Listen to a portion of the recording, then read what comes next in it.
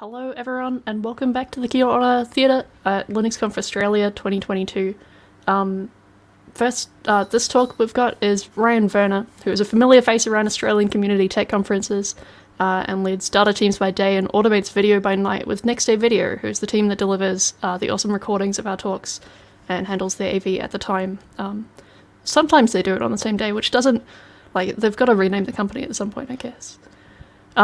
Today he's going to share some of the things Next Day Video Australia and a set of volunteers did to facilitate wonderful experiences at conferences in the last 2 years, 2022 and 2021, including Pyconline AU and linux.conf.au. Awesome, thank you. And a big shout out to Chris from the AV team, whose studio we're currently in producing the show. I almost dropped this talk because we've just been so busy doing AV prep that I was like, look, I'm probably not going to do the talk, and Chris would not let me leave last night till he helped me actually record this. So big thank you to Chris. I hope you enjoy the talk. If you don't, we can blame Chris. No, I'm kidding. But hopefully everyone finds this informative. G'day, my name's Ryan. I'm here to talk to you about virtual events and peel back the curtain of events like linux.conf.au. You can see running behind me, and show you what we do backstage to create an engaging event, both for delegates and presenters. For those who don't know me, I run Next Day Video Australia. We run the video teams of technical events like linux.conf.au and Pycon. We also write lots of video encoding and workflow automation software. We've been doing the AV thing for a while now. I think I've been running the LCA AV team for about 16 years and Pycon AU a little under that. We've learned a lot about running online virtual events over the last 2 years, so I'm hoping to share some tips and tricks with you today. So 2020 saw many events forced into the online sphere. What was the tooling like for many online events? Turns out it wasn't very good. So we had a bunch of requirements when we were looking for what we could do in the online space, particularly for Pycon Online, but for some other events as well. We've done a little bit of stuff before, particularly around hybrid events, but we had this set of requirements. We wanted to be able to run multiple video streams in multiple rooms. Like an LCA or Pycon in person, we wanted to be able to run multiple streams, not just one. We wanted to be able to allow for both pre-records and live streams. Pre-records because we have an international audience and we want to not have people presenting at 3 AM in the morning. We need to allow for accessibility. So we want people on Linux, Mac and Windows to be able to share their audio, video and camera with us. Lots of solutions out there only allow for either Windows or macOS or a combination, so they were out of the equation. So that was important for us. We wanted AV control of what was being displayed. Lots of AV solutions will mux on the client's end and give us very little control over things like audio levels. So we wanted to be able to control that. That was very important to us. We want to allow for community engagement, so Q&A, chat, moderation, stuff like that. We needed to make sure that the presenters were well supported, so we were doing checks with them, we were making sure their audio and video was good. Because particularly early 2020, lots of people were brand new to this thing and had no idea how to do a good online presentation. And we wanted to make sure the volunteers were well supported through that process. So we had good systems in place, good training in place, good logistics in place to ensure this would work well. And there wasn't very much out there. What many events ended up doing in 2020, which I'm sure you're all very familiar with, is they run something like a Zoom webinar. There's a few tools out there that do this.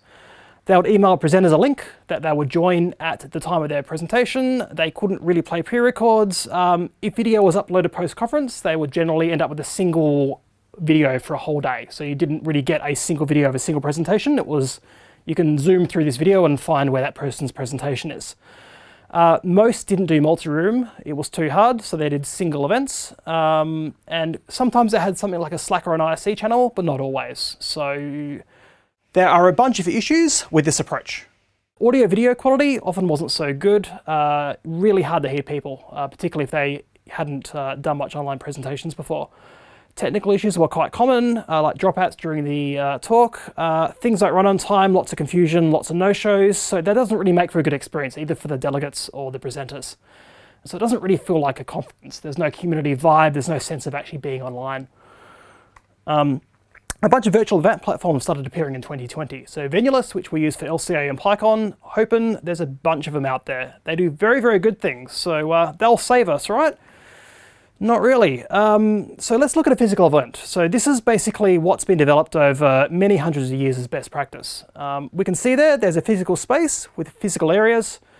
There's also different roles. So we have distinct roles for people to do within that space. So we've got room coordinators, we've got stage managers or the MCs, we've got scene engineers, AV techs, presenters, general helpers, people helping the audience, people running around microphones in the audience.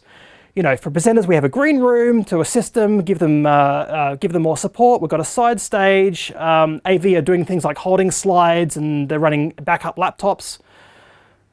All that stuff, again, has been developed over hundreds of years as kind of a best practice, which pretty much every physical event has now. It's kind of a de facto thing that people kind of expect and do, not even really think much about it.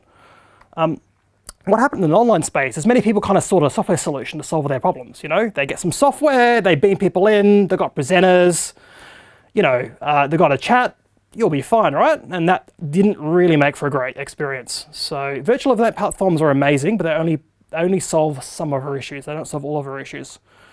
Logistic planning is often forgotten. Again, many events seek to find the perfect tool to solve their problems, and they don't really think about the human process or the human workflow.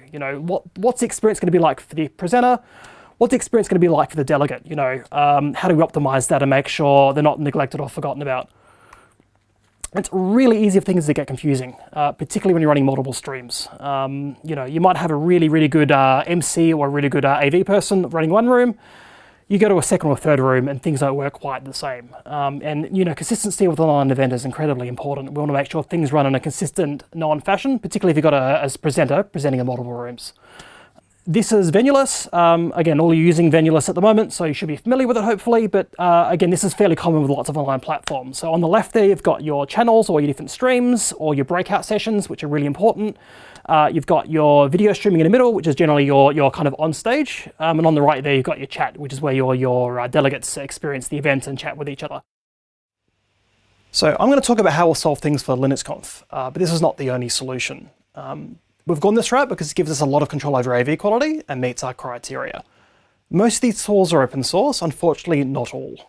You might notice there where you do a bunch of things. One of those tools there is OBS Studio running on GPU accelerated cloud VMs. That unfortunately does run on Windows purely because the NVEnc acceleration for Windows works a lot better for OBS than Linux. Some of these parts of the stack we are looking at replacing. So this works really well for us. This is predominantly what we use with some changes for previous events.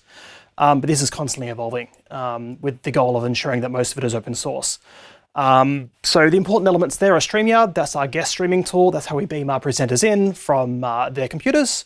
We use Rocket Chat for LCA for our Backstage. That's how we coordinate with all our delegates. This is how we coordinate with our presenters and our event staff to ensure they know where to go. We use OBS Studio, so this is for things like mixing and holding slides. So we don't just stream StreamYard directly to delegates, we have OBS in the middle, and that allows us to do all sorts of neat things like play pre-records, play holding slides so people know what's coming up next, and other bits and pieces, as well as some backup streaming options in case StreamYard doesn't operate. We use Nginx RTMP, that's used for basically beaming around different inputs and outputs around the place. So that's how we get StreamYard into OBS. We use Mux, so Mux is our HLS encoder. What that allows us to do is basically get the video stream from OBS into Venulus in the format that Venulus requires. The nice thing about HLS is it will automatically degrade depending on the viewer's connectivity. So if you've got a great net connection and great latency, you'll get the full 1080p 30 frames a second. If you're in a worse connection, it should automatically degrade to a lower connection. So I think all the way down to 240p, I believe. And that should be reasonably seamless for viewers.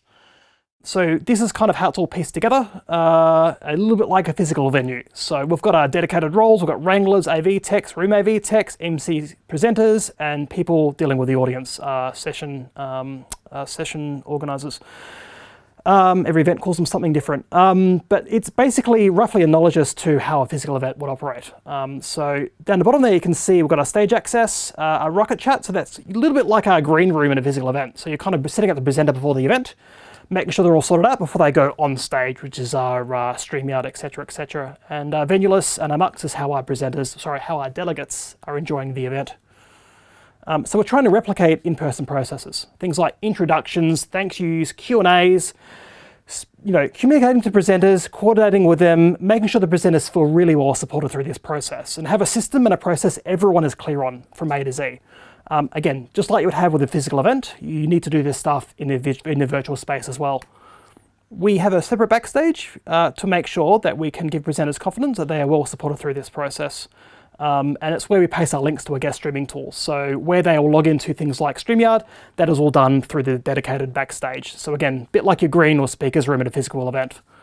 This is our Backstage. This was done for Pyconline last year. We're using Rocket Chat for LCA, which is a little bit different, but there's some important elements here. So on the left there, we've got our dedicated rooms. We use different rooms for different parts of the process. So both when the presenter joins the chat, as well as all the way through checking them, all the way through to when they're actually online in the stream, we use different dedicated rooms there. On the middle is your chat, and on the right there is basically all your presenters. So we're trying to make sure that everyone has got their real name. So when we're trying to ping people on the online platform, we know who they are. This can be any tool, even IRC works, but the important thing is to make sure they can get notifications so we can ping them at the relevant times, and we know who people are. We use StreamYard for our guest streaming tool. Again, many tools out there. A lot of them unfortunately require desktop software installed. We opted for a WebRTC one. So it works on any recent Chrome or Firefox and allows us to share a presenter's audio, video, and a screen share. And the cool thing about StreamYard we like particularly is we actually get the person's camera, audio, and screen share separately. So it gives us as AV control over what displays on screen, which is great because we can make sure all the presentations are coming out in a consistent manner, which we feel is important. We also don't stream that directly to Venulous. We actually intercept it using an RTMP relay and bring it into OBS. That allows us to do things like overlays, play pre-records. It gives us far more control over what's going on. There's a bunch of things we need to do before the event, which is really important to make sure things go successfully. So we, about a month and a half out from the event, set up a speaker's guide. The speaker's guide is a detailed document which basically runs through the presenter exactly what they need to do, tech tips, how the Backstage will work, who they need to contact for questions. It's really there to answer any questions they need about the conference because every online event does things a little bit differently. So ensuring that your speakers are kind of across this is good.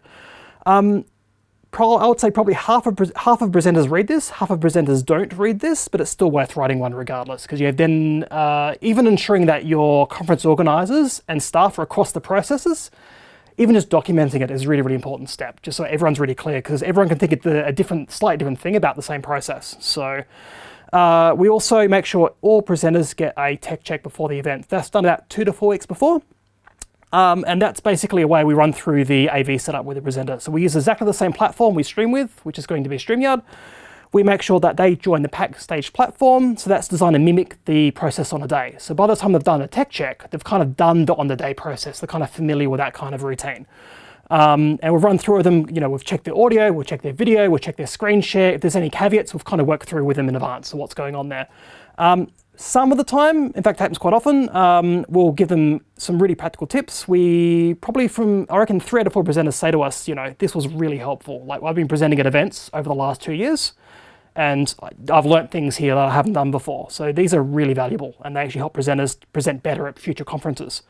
What I care about most is clear audio. A lot of people buy microphones, and I'll cover this in the next slide, but they do not know how to set them up properly. Even though it's a really nice microphone, there's a lot of echo going on. And the issue with echo is you end up with quite fatiguing audio. In terms of the tech check or making sure the presenter's sorted out in advance of the tech check, we recommend a few simple things. We've got simple webcam there. So internal webcams are generally okay. An external webcam like a Logitech C930 or something looks really snazzy, particularly with something like some good lighting. DSLRs are good too, but they are generally far more complicated because they go through a much more complicated encode pipeline because you've got things like a HDMI capture box, HDMI cabling, cameras can do bizarre and strange things. And a microphone, a lot of people over the pandemic have actually bought really nice microphones, and a really common issue we see is the microphone is really far away from people's mouth. And it means you're getting a lot of room echo and room ambience in because you're kind of picking up bounced audio off objects. You're not really picking up the clear audio from someone's mouth in the microphone. So ensuring the microphone is mounted properly, is facing properly, and is actually close to your mouth, even a little bit in frame, will make you sound a million times more amazing. And wearing headphones is good too, because if you're using a microphone and using external speakers, it will actually pick up some of that audio and you'll get some weird effects going on. So wearing a headphone or earbuds ensures that the audio comes in optimally. And again, you don't have to go out and buy expensive lighting. Natural lighting, if you're presenting during the day, if you can get your laptop or whatever near a window and get some lighting onto you naturally, that works amazingly. Cabled internet is a good thing to do. Wi-Fi is good, but it can drop out. So if you can actually get cabled, it means you have a far more solid stream. And we recommend a second monitor. So if possible, you have 2 monitors. The monitor in front of you is where you're presenting from, generally a full screen presentation. And then next to you, you'll be displaying your StreamYard session. And that allows us to actually chat to you during your presentation and say, hey, you know, things are coming through great. There's a technical issue. You got 5 minutes left. It just allows things to go a lot smoother. During the event, we have a workflow. So we have effectively 3 gates for every presenter. At T-90, being 90 minutes before their talk, we check that they're online. Are you online? Are you good to go? Great. In 30 minutes, we'll ping you again for your tech check. So they feel well supported. They ask any questions during that period of time. T-60, we have a separate team, a separate AV team, who will invite the presenter into another online stream, but that's not going live. And we'll basically run through the tech check procedure again. So again, the same AV checks we did before the event is done 60 minutes out from the presentation. That is done to ensure that if there's going to be any issues, we've got sufficient time to sort it out. And at T-10, when the curtain comes down, which I'll show in a minute, the presenter then joins their actual StreamYard session. So they don't go directly on live. There's a 10-minute gap where things are not live, where they've got time to kind of settle in, talk to the MC, get introductions right, and they know exactly when they're going to go live. So by the time they're going on air, they feel confident, you know, they're ready, and they should present to, you know, we're giving them all the chance to present as well as they can. So with our conference schedule, we generally request at least 10 minutes between each session. Some virtual conferences do talk on talk on talk on talk. That's both fatiguing for both staff and presenters, and it also doesn't give us the ability to line the next person up. So that 10-minute break is intentional. We're trying to get the next presenter ready, and that's when the curtain comes down and we show the showing next slide, which is like this. So we generally have a loop like this, which basically shows all the sponsors and any messaging for the conference. And at the top there, it says when the next talk is coming up. And that's fed dynamically by schedule data, which runs the rest of our systems. Because it's online, we want clear, explicit documented roles. Every role has a particular role and a particular focus. The ability to hot swap in volunteers if required. We want to make sure that all communications with a delegate and a presenter is done out in the open. Lots of events use DMs and emails, and it gets particularly confusing. You need to think about the experience from a delegate or a presenter. You know, think about the communication. How will the person see what's going on? If they need to disappear or go away, how can someone else pick up that role? So if you do all your communications in a Backstage platform out in the open, the process becomes very explicit and everyone understands how to follow that role. So it just makes things like swapping in other people much, much easier to do. It also makes the experience of that volunteer much more enjoyable too, because they're not working in isolation. They're able to see what's happening out in the open and it feels like a real event. That one I already got. What are the key staff roles? So we have 4 key roles we want to assign. We've got the AV technicians. They operate StreamYard, OBS, etc., etc. They take care of all the AV bits and pieces. The speaker wrangler, so they have got particular focuses. So we have both the speaker wrangler and the MC. The speaker wrangler is looking after the presenter on the backstage. They're just looking at the backstage. The MC is focusing on the StreamYard session.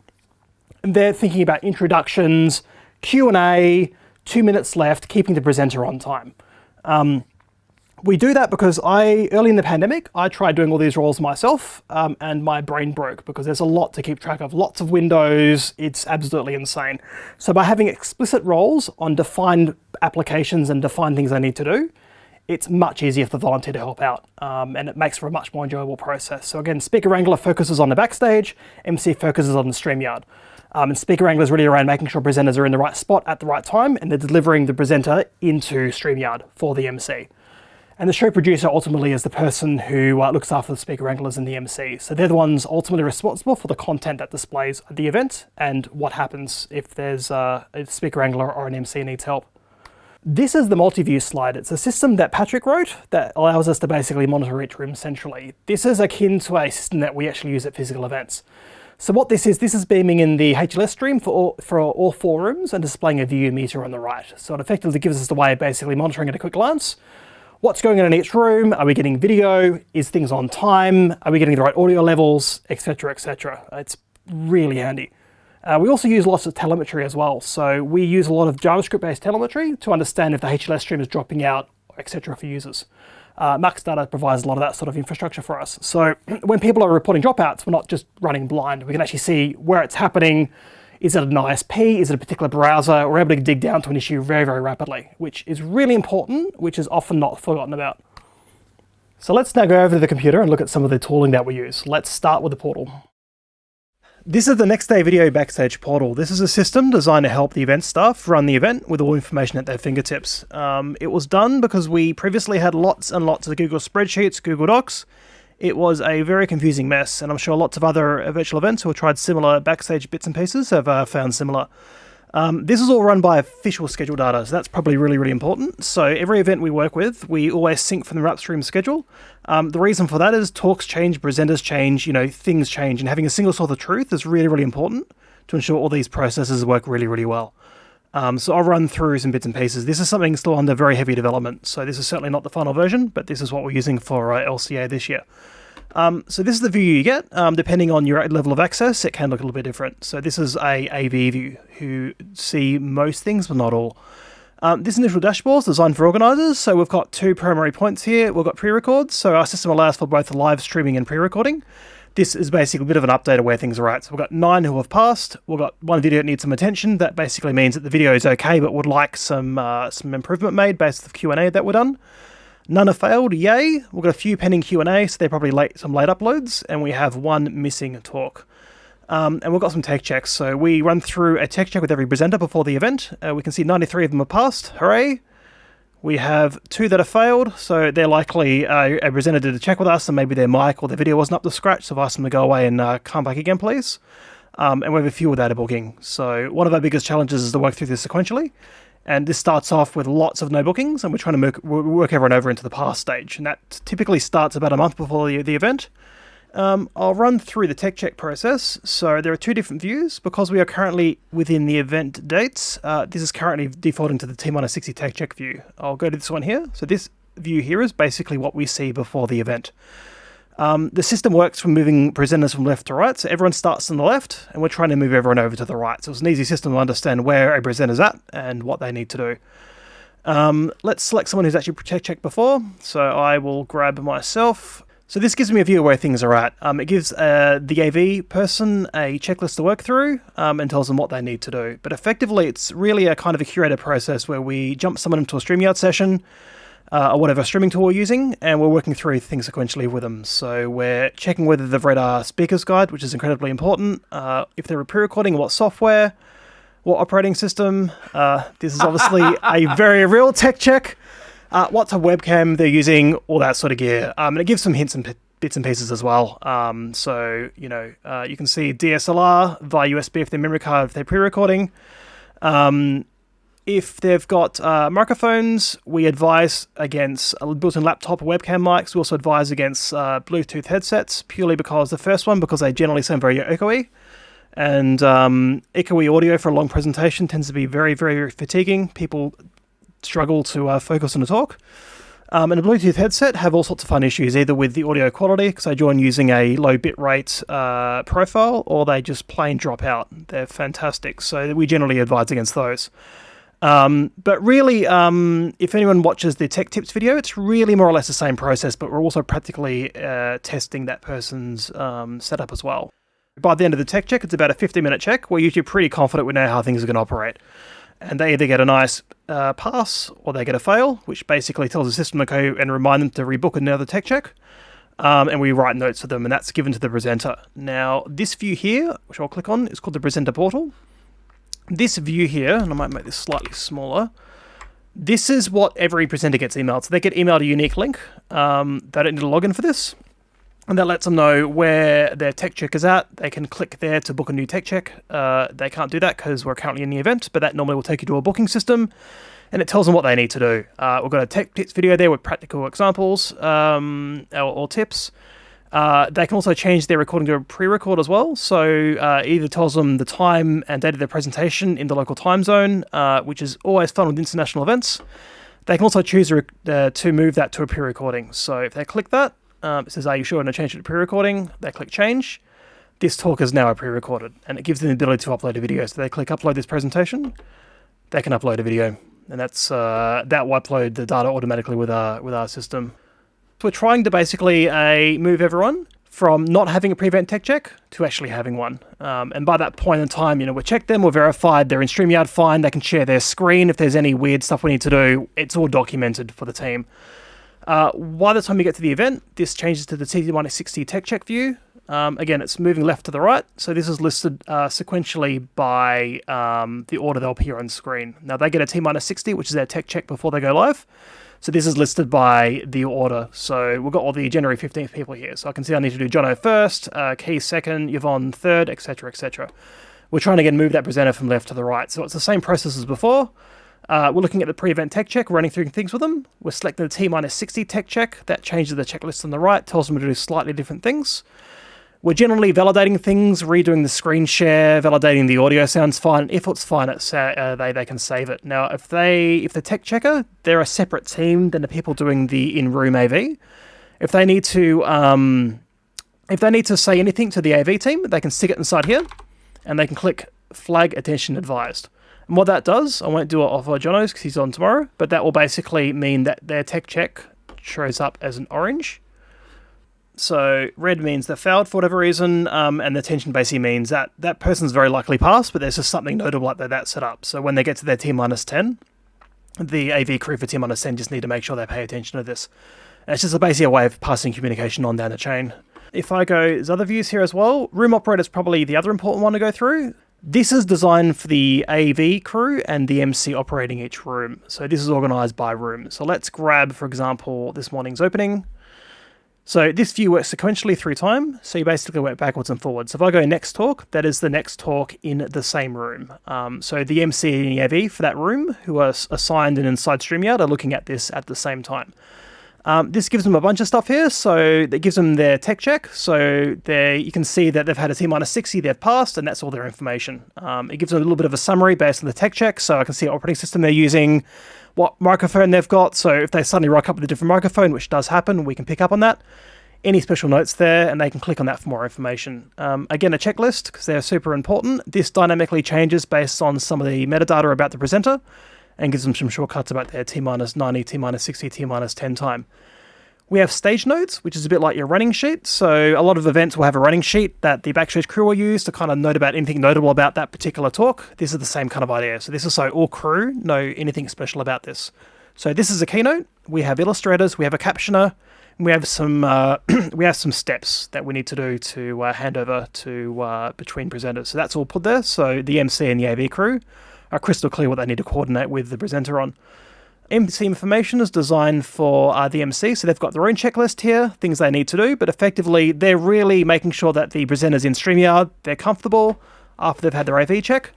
Quite often, people will basically nominate their own bio and their own description. Usually it's quite long, and you don't want to read all of that for an introduction, so the MC is meant to basically validate that with the presenter and come up with a very shortened version of it. So I can see that's happened here. So they've obviously, I assume the MC for this one has obviously read that back to the presenter and said, hey, what's a shorter version we can work on? And they've just workshopped that during their T-10. So that's a nice, succinct introduction that the MC will say directly before they go on. Pronouns, which is important, and accepting questions. So it depends on the event, but typically there are three ways you can do questions. Either they're not answering questions, they're asking questions on the stream after the talk, so that basically means the talk finishes 5 minutes earlier, or you can do text-based, which works quite well even for pre-record. So it basically means that either if it's a pre-record, they can answer questions during the presentation, or they can jump onto a separate chat channel on the Venulist platform afterwards to interactively talk to the audience afterwards, which is akin a bit like, I guess, with a physical event. After the event, after the talk, you will have people come up to the presenter at the podium and ask questions, and you should go out of the, out to a hallway or something like that. We have other tools here, for example, countdown timers. So these are some handy tools we can give to the presenter to make sure they remember when they need to finish their talk. So these is automatically, again, generated from conference data to make it nice and easy. This is when the talk ends. This is when the talk ends minus 5 minutes. So if they've opted to do live Q&A, that just gives them the right time to finish their talk. So we give that link to the presenter. There's a countdown timer here. They click start, and it will count down to the end of their talk. This talk's 36 hours away, but regardless, it will send a reminder at 5 minutes, 2 minutes, and 1 minute. So it sounds a little bit like an alarm clock on the side of your bed. Same kind of noise. We also have a view for wranglers. So the speaker wranglers specifically are tasked with making sure the presenters know exactly what they need to do. And they're online for their T-90, which is a hello, are you online? And the T-60, which is a you need a tech check. So this view shows all our presenters.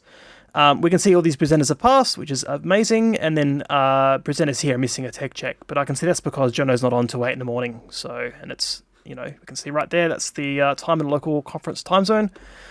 Which is handy because, for example, Cascades, which is another event, which is in a completely different time zone, is a different time. And time zones are really confusing when you're doing online events.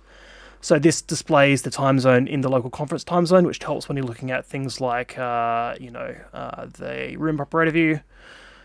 That's 9 a.m. local time, for example, which should match with that local time there. This is the pre-record view. This is designed for AV staff and organisers to understand where all the events pre-records are at.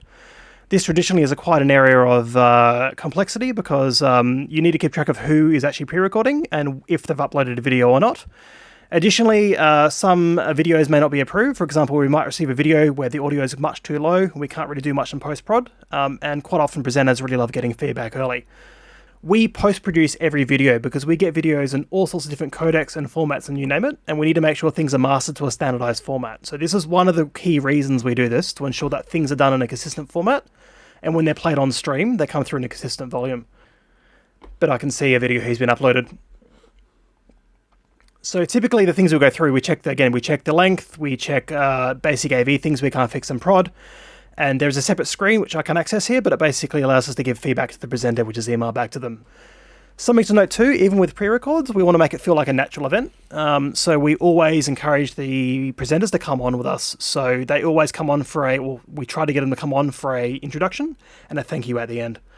It doesn't give you that stale feel of a lot of pre-recorded videos where you simply hit play the video, and then you go to your next presentation. It still feels very human by having them join for an introduction and a thank you.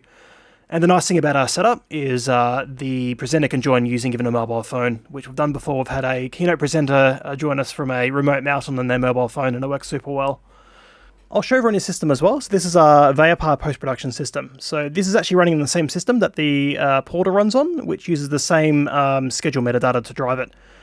This has probably been Next Day Video's secret as to why we get videos out so rapidly. So we have this system built in 2009 initially, so it's been around a while. But it effectively takes a lot of schedule metadata and automates a lot of the QA process we do. So every video we produce that goes to YouTube or the LA Mirror gets post-produced and it gets properly QA'd, but under a heavily automated process. So for example, if I was going to go and post-produce, for example, Brian's keynote from this morning, I go in here, I click that talk. Now, this is a video editor, but it's a very weird video editor because it's text-based. So what I'm seeing on the left here is basically, this shows me the metadata about the talk, which is all the same information that powers the portal. Each of these separate cuts here is basically when an OBS scene has changed or another notable event. So in another screen grab, I think we're showing everyone the bottom of the OBS. It will have a bunch of a Lua script in it, showing a bunch of stuff there. This data is automatically pulled from that, so we can automatically pick up basically potential edit points. Now, this here is a preview of the video. I can grab that to know where that video starts. I can work forwards and backwards through the video and basically click grab to start a start or an end cut based on where the video was at. So effectively I work through every raw file and I'm associating the right start and end point for that video. That can be across multiple videos here. So for example, this video here, there are two applied. So I can see that video file there and that video file there. I'm starting at 127 seconds and this one cuts at this time here, which is obviously the end of the video. So if I go to this and I click that, that is the end of the video. That was the portal. I'll now pass it over to Chris to show you what happens behind the scenes for an AV tech. G'day everybody, my name's Chris. I'm a AV tech here today. We're just running the keynote at the start here. We've got Brian talking about the history of Unix, so let's have a bit of a look. Well, it's the early bell news. So you can see here's there coming through live on my system. Down the bottom you can see we've got all of the different inputs. So I've got Miles who's on standby, who's coming back afterwards. We've got the illustrator who's doing their drawing there, which is hidden, but I'll be able to share that later. And then I've got the screen share from Brian, and also Brian talking as well. Almost there as a video on standby. There's my room wrangler who's also just there on standby as well. Then there is, of course, the chat for the room. There's the green room here. There's the AV team general chat. Then I've got all my notes, which are in the portal. So Ryan's probably showed you a lot more of this, but I'm just showing you a little. This basically is my stage notes. So this is the order of what's happening here, things, what's playing in what order, some messages to the AV team. The MC also has their information, and there's also some more technical information about the AV in this. So this is basically the main thing we have on the screen at all time, and we can flip through and see every day. Like if I go to this window here, we can flip through the day, and we can see what else is happening. So these are all the different parts of today. I can flip next, last, and just see what's coming up, what has been. It's very useful, and each of them has stage notes, which is down the bottom here. Then of course I have StreamYard, which is this is the live show is feeding into here. This is OBS, so this is the curtain when the curtain's down. I have a hotkey that switches between this, and this side here is what's active, and you can see there Brian's talking at the moment. This is pretty important in my opinion. This is something that is a little bit one of the differentiators. You can see this little red thing coming occasionally. That's called a compressor limiter. This is tickling the audio when somebody gets excited and they suddenly burst out and say something loud. You can see that it's ducking down the volume. So this little red line, when it ducks down, is when Brian's saying something with a lot of vocal power, and it keeps it so that everything's nice and even, and the quality is nice and clean. So that's there. You can see down the bottom here's my log file that's coming up. This is basically saying when every time I switch or do something, we can see what time it happens. So you can see at 8:56 I switched across. We were slightly late, but that allows us to see for post-production when we actually went live with our presentations. So, and there's just a volume knob at all times. Unix works. I can just listen what's happening. This is a PR photograph from probably the early 80s or something like that, late 70s. Here we go. And hiding the background, it's hard to see, although I know of it, is a TROF document.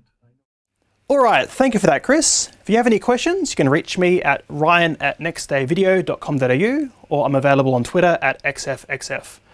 And finally, a massive thank you to the Core AV team. You can see here pictured as Patrick, Chris, Daniel, Jordan, and Michael. All these folk have been very instrumental in developing a lot of the systems you're currently using and enjoying. And we've found even using things like OBS and StreamYard, there's been lots of pieces of the puzzle that are missing. So this folk has spent a lot of time putting in work to ensure that we have open source tooling that meets our needs. So again, big thank you for this team. They have been absolutely amazing, and I'm honoured to work with you all. Thank you so much, Ryan. That was a really cool look behind the screens. I noticed you've got another shirt on, so thanks for that. Indeed. Yeah, thank you for all the staff running LCA as well. There's probably, I think, about 20 to 25 volunteers, so there's quite a crew to put this show together, but you're all doing an incredibly awesome job, and AV is obviously only one part of it, so thank you all. It's been a really fun conference to help with. We have 2 questions which I don't think were answered in chat. Oh no, you did answer the US one. What's full commercial rate for running a 3-day event like LCA? And that might be commercial, so you don't have to answer that if you don't want. No, it's fine. Shoot me an email. It depends on the event. But we generally try to be fairly affordable. So the way Next Day Video works is we generally try to make the tooling available for anyone, but we're able to help events as well. I'm more than happy to do so.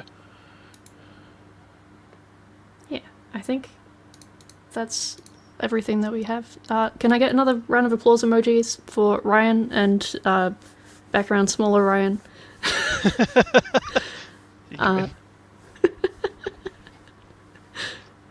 All good. And thank you very much. Yeah. Now I've got some information to share as well. Remember, if you're a professional or a contributor ticket holder, remember to join us from 6:30 AEDT in the Kaya Theatre for the Professional Delegates Networking Session, PDNS, and a really interesting presentation from Anthony Green on election analysis.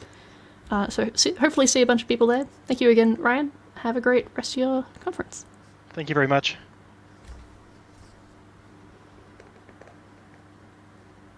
I think the bunny ears was too late. I think it was a little bit too late for the bunny ears. Should have done that earlier. All good. Nicely done. So that was it for the day, right? Yep. Yeah. Yep. Cool. Thank you all. Yeah. Clap. No. You're a little bit late for it. Yeah, good. I actually Yeah, had way my too phone late. with streaming out on, so I was going to come in. You should have done that. Too late. Too late. Oh, that would have been awesome. Oh well. On